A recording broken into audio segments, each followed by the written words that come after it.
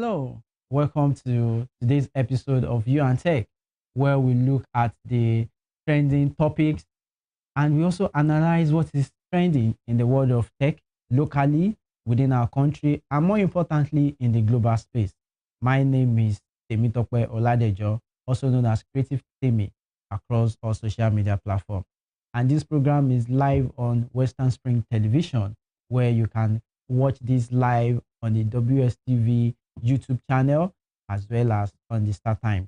So today on You and Tech, we are going to be taking a look at what is trending or the top trending global news in the world of tech and the local news that impacts our lives.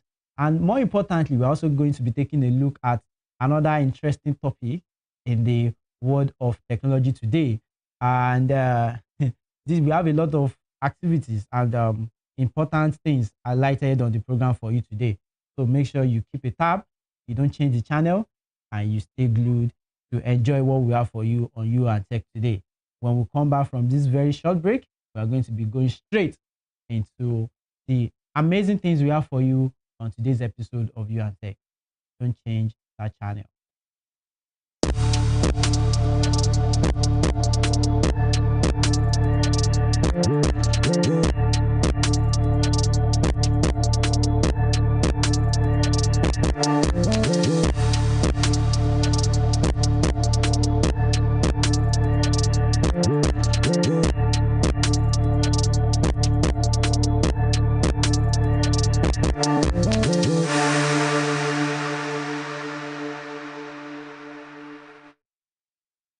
Welcome back to your favorite technology-focused program called You and Tech on Western Spring Television. Just like you know, this is a program that is dedicated to inform you, to educate you, and to also let you know what is happening in the world of technology within Nigeria, within your local region, and in the global space.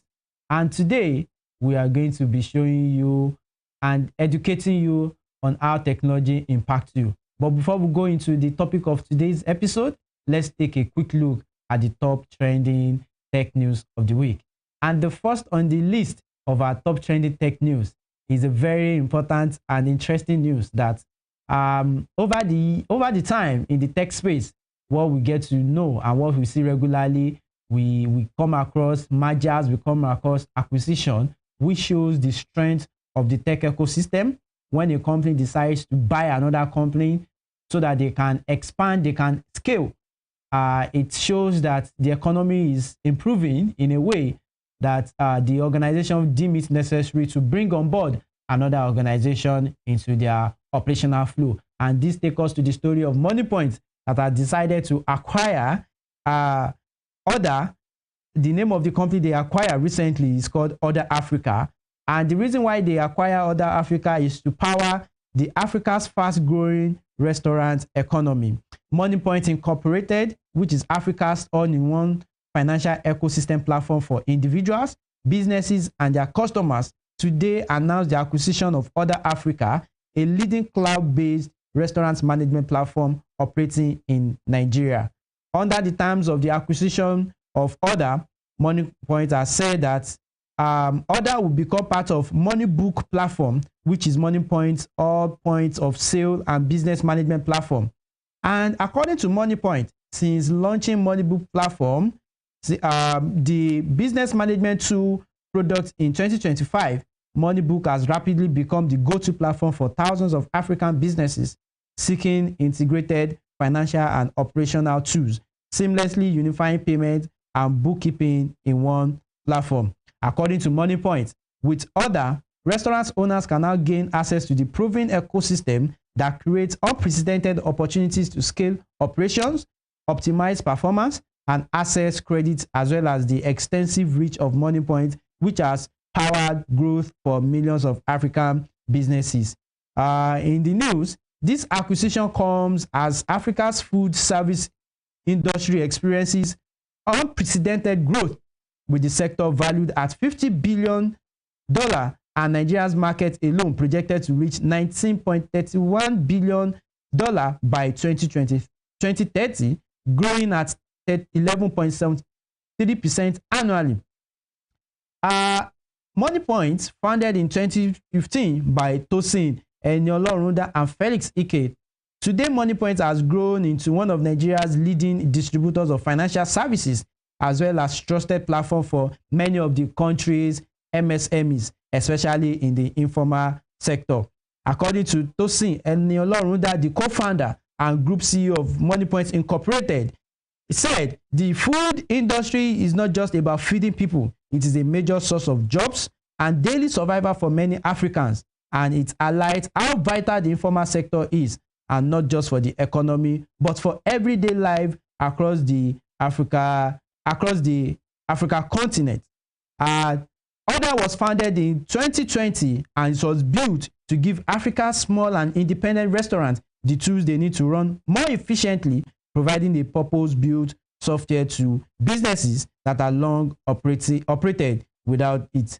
So this acquisition of Order Africa by Money Point Incorporated shows that this might be a right step in the right direction when big corporations, big organizations, especially in the tech startup space, decided to come together to solidify and to improve businesses for their clients and customers all over the world. We hope to see how this acquisition pans out for Money Point Incorporated in coming weeks and months. And moving away from the story of the Money Point is another one that is very interesting. The Nigerian government is to provide 1 billion in funding for 100 startups through iDice Startup Bridge. There is something significant about this story, this news, and it has shaken the world of technology, because the Nigerian government has launched the iDice Startup Bridge program to support startup founders across the country. The initiative operates under the broader Investment in Digital and Creative Enterprises, which is an acronym for iDice, which will target both early stage and growth stage entrepreneurs through tracks. The first track is known as the Founders Lab, and the second one is known as the Growth Lab. iDice, also known as the Investment in Digital and Creative Enterprises, is a government-backed program designed to catalyze investment in Nigeria's digital and creative economy, and which was launched with funding support from development partners, including the Bank of Industry, that's BOI, as well as the African Development Bank, that is AFDB, and the French Development Agency and the Islamic Development Bank, also known as ISDB. And the program aims to mobilize hundreds of millions of dollars into Nigeria's startup ecosystem while strengthening the pipeline of investable technology and creative ventures. According to a report, this program, created under the iDice umbrella, gives young entrepreneurs across the country a real opportunity to build or scale, and we are confident in its ability to reshape early stage enterprise development and innovation outcomes over time. This is according to Nigeria's Vice President Kashim Shettima and the chairman of the iDice Steering Committee in an official statement. The Founders Lab, which is the first track of the program, says it is now open for application and will run for 12 weeks and seek to provide idea stage and prototype founders with resources such as mentorship, funding, and learning materials. And according to reports, at the end of the program, the best 100 founders will receive a 10 million naira grant each, amounting to a total of 1 billion naira in funding. The Startup Bridge program follows IDA's investment in ventures platform recent $64 million fund and the November 2025 commitment to establish 2 additional funds under the initiative. This IDA's program is a program that is coming from the federal government with support from different foreign and international organizations, which is designed to catalyze the startup ecosystem and the digital creative economy.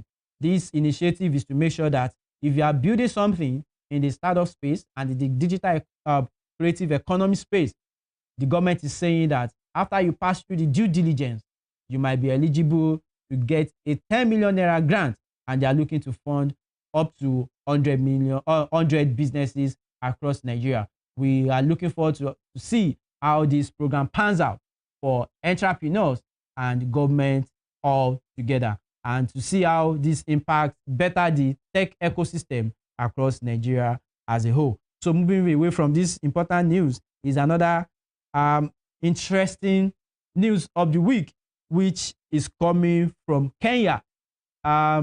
Mobility is something that we go through every day. The beauty of mobility is that you can move from one point to another. And sometimes the tech ecosystem has matured in such a way that tech is now fully integrated into mobility, where individuals right from their phone can, order for rides to move them from one location to the other.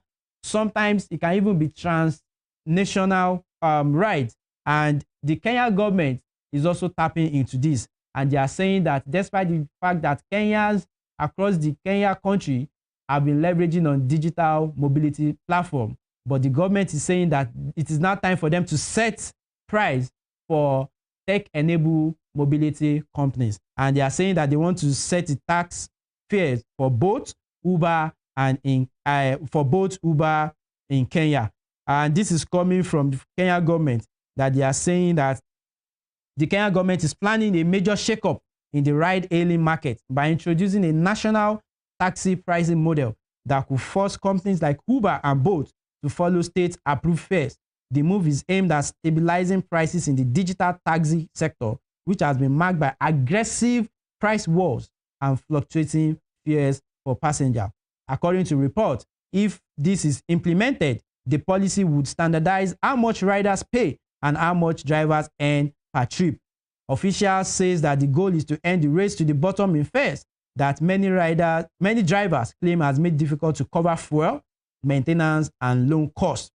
The plan could also push ride-hailing firms to adjust their algorithms to align with government-approved rates. In practice, this likely means passengers could start seeing higher fares while drivers get a more predictable income structure. Why this matters is that the digital taxi industry in Kenya has grown rapidly but remain largely shaped by platform pricing and discounts rather than a unified regulatory framework. Drivers have staged protests in the past, arguing that the platform pricing model squeezes their earnings even as the cost of fuel and vehicle maintenance rises. All over the world, technology plays a key role, and we can see that technology also helps people to move from one point to the other. But in Kenya, it seems there is another story that is coming up where drivers are complaining that what they are charging from customers and what the digital platforms that enables them to leverage on their technology is charging from them will no longer afford them the opportunity to cover their fuel cost, cover the maintenance of their car, and to also have a take-home. And the government is saying that rather than allowing this ecosystem to probably shut down and lead to disarray, the government is saying that they are going to create a national tax fare that will apply to drivers, apply to digital platforms that allow drivers, and as well applies to citizens that leverages and uses this platform. We hope to see that everybody is able to come up with a roundtable conversation that make it more productive for everybody that is in the ecosystem of the digital hailing system. So moving away from the government of Kenya, we are moving to another interesting news of the week, which this one is coming across of, it's another, you see, one thing is that when companies come together once again, it shows that rather than allowing companies to die, it enables organizations to synergize, to combine their resources to better ensure that there is more productivity, there is more efficiency, and there is higher results in service delivery. And this news is coming from Legend Internet is merging with Spectranet in a broadband consolidation play. Legend Internet PLC is the Nigeria's first publicly listed internet service provider, plans to merge with Spectranet, which is Nigeria's largest internet service provider by subscribers, in a deal that signals a new wave of consolidation as competition intensifies in the broadband market. The proposed transaction disclosed in a regulatory filing to the Nigerian exchange said that we see both companies combine their businesses under a unified corporate structure.